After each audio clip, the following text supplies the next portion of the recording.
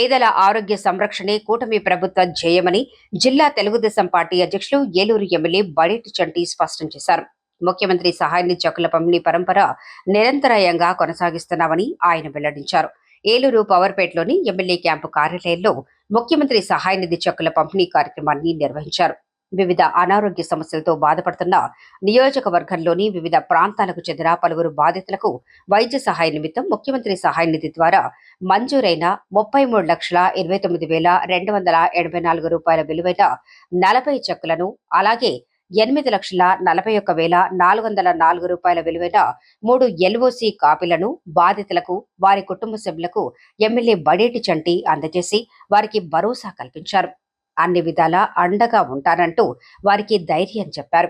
ఈ సందర్భంగా ఎమ్మెల్యే బడేటి చంటి మాట్లాడుతూ, కూటమి ప్రభుత్వాధినేతల సూచనల మేరకు అనునిత్యం ప్రజలకు చేరువగా ఉంటూనే వారి అవసరాలను తెలుసుకోవడంతో పాటు వాటి పరిష్కారానికి తక్షణ చర్యలు చేపడుతూ వస్తున్నామన్నారు.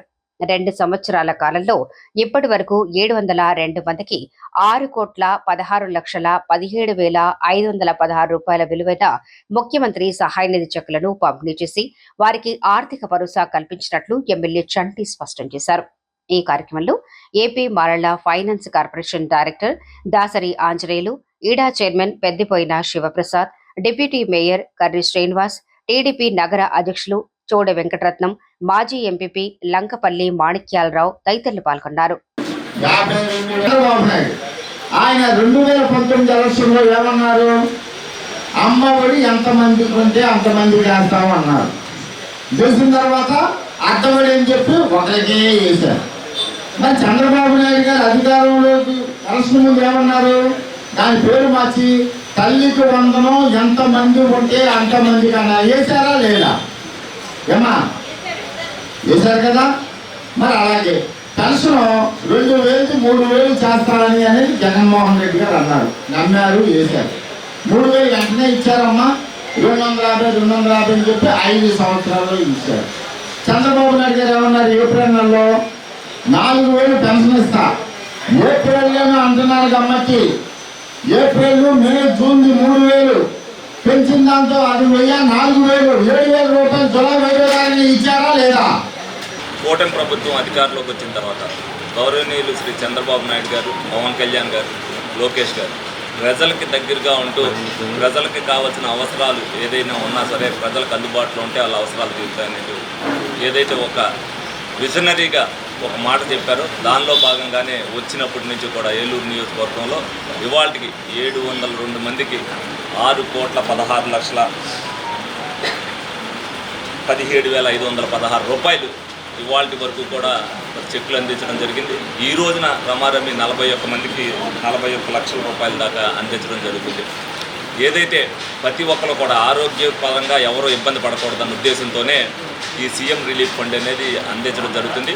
చాలామంది ఏదైతే ఎన్టీఆర్ వైద్య సేవలు చేసుకున్నప్పటికీ కూడా కొంతమంది, ఎందుకంటే ఏలూరులో చాలా పెద్ద పెద్ద హాస్పిటల్ ఉంటాయి, వాళ్ళు అక్కడికి వెళ్ళినప్పుడు మేము ఇందులో చేయించుకుంటా అన్నప్పుడు వాళ్ళు చేంజ్ చేసుకోవడం, తర్వాత వచ్చిన తర్వాత వీళ్ళందరికీ కూడా ఇదివరకు లాగా కాకుండా ప్రతి ఒక్కరికి కూడా సీఎం రిలీఫ్ ఫండ్ వస్తుంది అనేది ఒక అవగాహన కల్పించి ఇవాళ వరకు మేము ఏలూరు నియోజకవర్గంలో మేము ఈ ఆపరేషన్ చేయించుకున్నామంటే మేము ఇది పెట్టుకోలేదు సీఎంఆర్ఎఫ్ అని చెప్పే పరిస్థితి లేకోకుండా చేయడం జరిగింది. ఈ సందర్భంగా మేమందరం కూడా మా కూటమి నాయకులు ఎవరైతే ఇన్ఛార్జీలు ఉన్నారో వాళ్ళందరినీ కూడా అభినందిస్తున్నాం.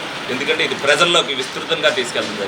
దానిలో భాగంగానే మేము కూడా ప్రతి గురువారం కూడా ఇక్కడ మెడికల్ క్యాంప్ నిర్వహిస్తూ ఎవరైతే బీపీ, షుగరు, ఏదైతే బ్లడ్ టెస్టులు చేయించుకోలేని ఉన్నారో వాళ్ళకు కూడా ఇక్కడ నిరంతరంగా టెస్టులు చేస్తూ వాళ్ళకు కూడా ఉచితంగా మందులు ఇవ్వడం జరిగింది.